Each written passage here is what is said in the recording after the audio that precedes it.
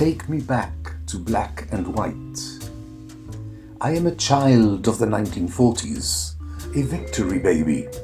Couples celebrated, the war was over, we would live in clover. That was a certainty, there was no maybe. Wedding bells rang out each day. The joy of still living, we hoped, would kickstart a new world brave. Enough of the killing, the death and the grave. Lovers got married and others eloped.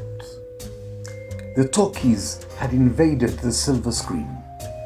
Though images were still black and white and grey, we saw living colours in our minds. Music and dance acts and romance of all kinds, holding hands at the movies just made our day. The next 70 years were a maelstrom, as liberated minds gave way to liberated manners and morals and more. New music, art, fashion invaded every shore. We loved it and followed, blind to its exponential decay. For while science and knowledge advanced in leaps and bounds, the old ways were lost. Faith and gods were tumbled and tossed. We wanted it all, to run with the hare and hunt with the hounds. Colours and fashion exploded. Music was everywhere, some good, some rap. And on screens of TVs, PCs and cell phones, ever more naked images excited our hormones. Old knowledge fell to the new in a widening gap.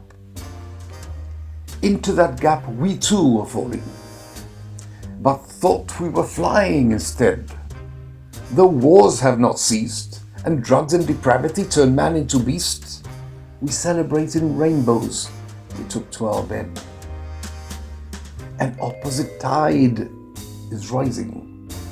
It has harsh and cruel foundations, fed by the very freedoms which are abused by this generation of the enlightened confused. This tide is invading all nations. How can I return to the past? Take me back to black and white. I can no longer handle this era libertine, swamping musical lyrics and images on screen. I am blinded by this new world. Its rebellion is far too bright.